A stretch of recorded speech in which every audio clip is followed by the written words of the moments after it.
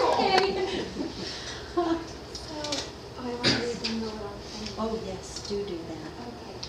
So, this song is by Amanda McBroom, and she's written for people such as Bette Midler, maybe someone you've heard of.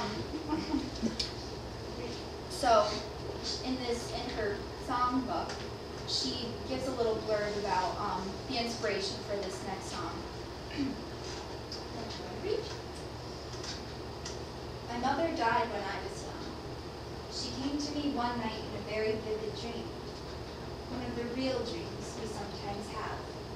She stood at the foot of my bed and told me she loved me.